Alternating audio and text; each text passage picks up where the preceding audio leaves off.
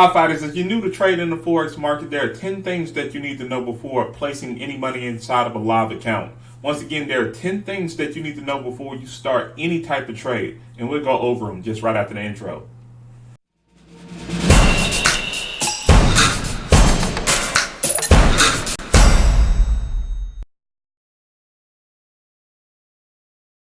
Hey, how you doing? Travis here from Carter Cow Capital, giving you forex training analysis to help you fight for your financial freedom. If I provide value for you at any point in this video, consider subscribing. And please make sure that you click on the links in the YouTube description below to be up to date on everything that we have going on in the community. Now let's get to it. So the first thing that you need to know is this. The market is going to do what it wants when it wants to do so.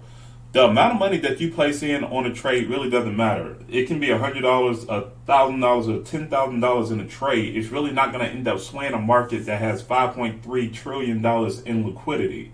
So the best thing you can be able to do is flow with the market. Be early in getting into trades and be even earlier out of trades when you're given the clues that it's going to end up turning against you.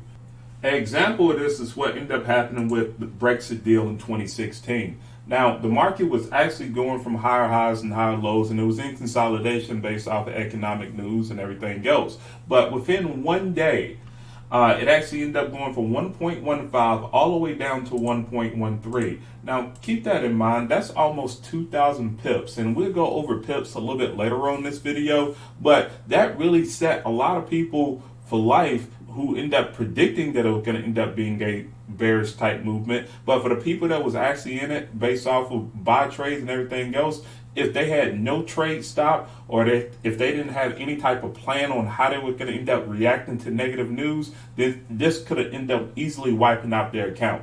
So please make sure that you end up knowing that the market is going to do what it wants when it wants to. Number 2, understand your broker and the platform that you're using. There are plenty of brokers to choose from, and there are subtle differences between all of them. But the few things that I will look into is how much is it going to cost you per transaction? How fast is the data that is coming to you to make accurate decisions? And how much margin are they offering you? Depending on where you are in the world, some brokers do allow you to hedge your trades, which means that you can place a buy and a sell trade on the same currency pair at the same time. Furthermore, depending on the platform that you use, can give you an edge on various indicators and expert advisors that they have. However, there are a lot of free platforms that allow you to be able to get away with not shelling out the money to have these things. In the description below, I will send you a link to TradingView and MetaTrader, which are free platforms that I personally use to be able to execute trades. Number 3, you need to understand what is margin and what is leverage, and how can it help you and how can it hurt you. Margin is basically like a down payment on a trade, just like if you were buying a car, if you were buying a house. In most cases, you only have to put up a small percentage of your account value to be able to control a larger unit position, referred to as leverage. With most brokers in the United States, they offer you 50-to-1 leverage, which means that you can have $1,000 in your account and your broker will increase that payment 50 times, consequently giving you power to control a 50,000 unit position. So the next question that you may ask is, what is a pip? A pip is called a price interest point, or a better way of saying it is a pip measures the amount of change in the exchange rate of a currency pair.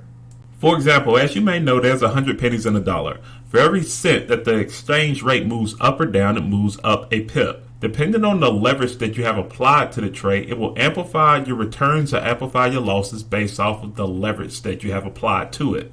Therefore, if the market moved up 10 pips and you was trading a micro lot, then you will make $1. If you traded a mini lot, then you'll make $10. If you traded a standard lot, you'll make $100 off of that movement. Number 4, you need to understand commonly used terms. When someone's saying that they're going long or bullish, that means that they're trying to actively look to buy, or they're already buying in a position. When someone says that they're trying to go short or bearish on something, what they're really meaning is they're actively looking to sell, or they're already in a sale. The difference between the bid and the ask price is what is known as the spread, which is the commission that your broker will receive for you taking a transaction. Now that you understand that, let's go on to number 5. You will need to know what support and resistance are and how they react to trends in the market. There are only 3 different trends in the market. You will end up having an uptrend where you'll end up having higher highs and higher lows. Once again, higher high, higher low, higher high, higher low, higher high, higher low, and it keeps on ranging up from there. From there, you'll end up having downtrends where you have lower highs and lower lows. So if I was to put it right here and show you this area, lower high, lower low, lower high, lower low, lower high, lower low, lower high, lower low, or you would end up having a consolidation market where it's actually consolidating within a range. So if I was to place this area right here, you can see that it ranged from 118 to 112. Now let's talk about how that kind of affects support and resistance zones. Typically with support and resistance zones, it moves off of whole numbers or half numbers. So 118, 124, 129 in this case, 134 in that case. If you can be able to find numbers within whole numbers at support and resistance zones, it will give you a better opportunity to be able to understand that you can be able to make active sales and be able to place your stop just above that so you can have higher risk reward levels. Piggybacking off of support and resistance, number 6 is you have to understand pair correlation. We're looking at two different pairs here, the euro versus the US and the US versus the Japanese yen. The currency that's on the left is primary, so in this case it'll end up being the eurozone. On the right hand side it'll be the US dollar. The secondary pair is the pair that's on the right. In this, on the pair on the left, it will end up being the US dollar, and consequently end up being the Japanese yen on the second one. So what that means is, based off of trends, if there's a uptrend in the euro US, then that means that the euro is gaining strength over the US dollar. Consequently, the US dollar would be gaining strength over the Japanese yen if it was in an uptrend. Now, if it was in a downtrend where you have lower highs and lower lows, then that means that the US dollar is gaining strength over the eurozone, and the Japanese yen is gaining strength over the US dollar. However, there are other outside factors that will end up making one pair stronger than the other one. To give you an example of that, let's take a look at how crude oil and the US CAD are correlated. When crude oil actually ends up going down or is in a downtrend, then that means that typically the Canadian dollar is actually going to end up falling and being in weakness with it. So if you look at on this right hand chart, during that same time, the US dollar was actually gaining strength over crude oil. Now we move over here and we're looking at where we're at right now to this date. We see that crude oil is actually gaining in price, right? If you look at it on this right hand side on this chart, then that means that the Canadian dollar is actually gaining strength over the US dollar. So there are plenty of different outside factors that will end up affecting the currency pairs that will end up giving it more strength compared to one or the other. Moving on to number 7, which is equity management, is probably one of the most important things that you would need to know and understand how to be able to use proper equity management. If you don't use equity management, you can blow your account very quickly. It has been said that 90% of people lose 90% of their money in 90 days of starting their account. Two of the main reasons of it is because of lack of education and lack of improper equity management. So I would urge you to be able to use some type of trade ticket or pip margin calculator before you end up taking any type of trade. To give you an example, let's say if you end up having $5,000 in your account and you only want to risk maybe 5% out of that account, and that means that you're risking $2,500.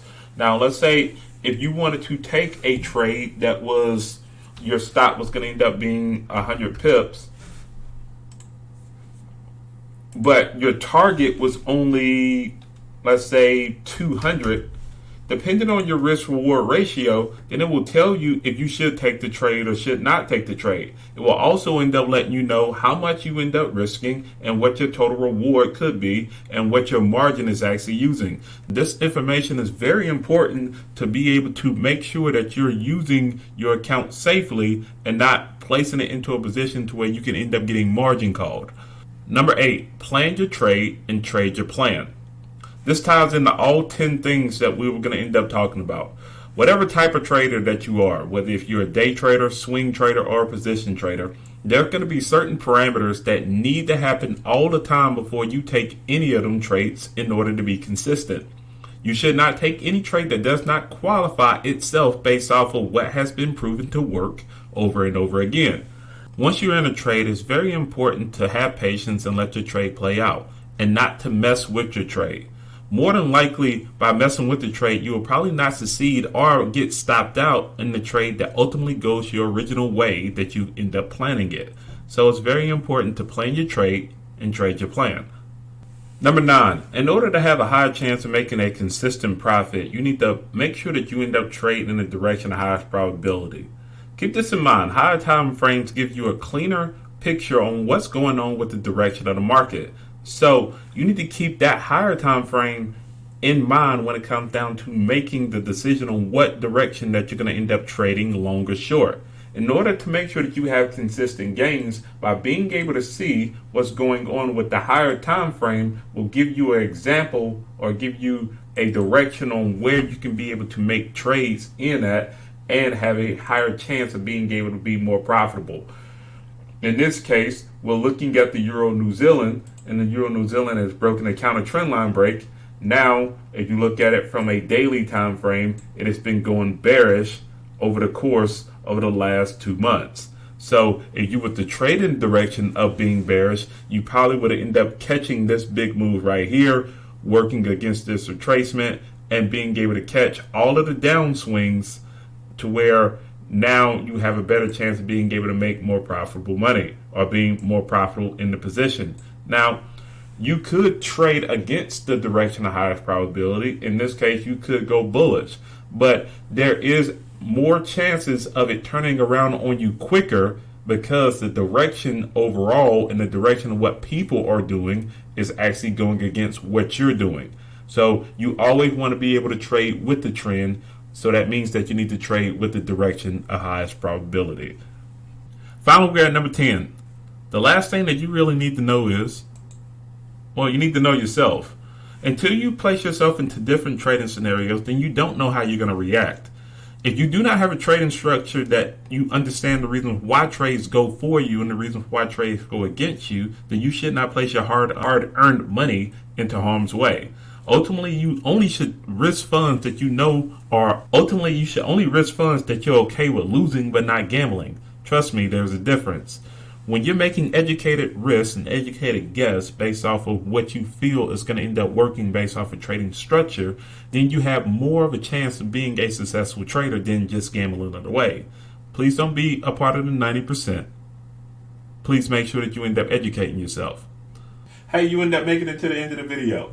If you liked or agree with what I end up saying, please make sure you end up clicking on that like button and click on that subscribe button. If there was something I end up leaving out, please make sure that you end up leaving it in the comment section so we can start a conversation. Thank you, and I'll see you in the next video.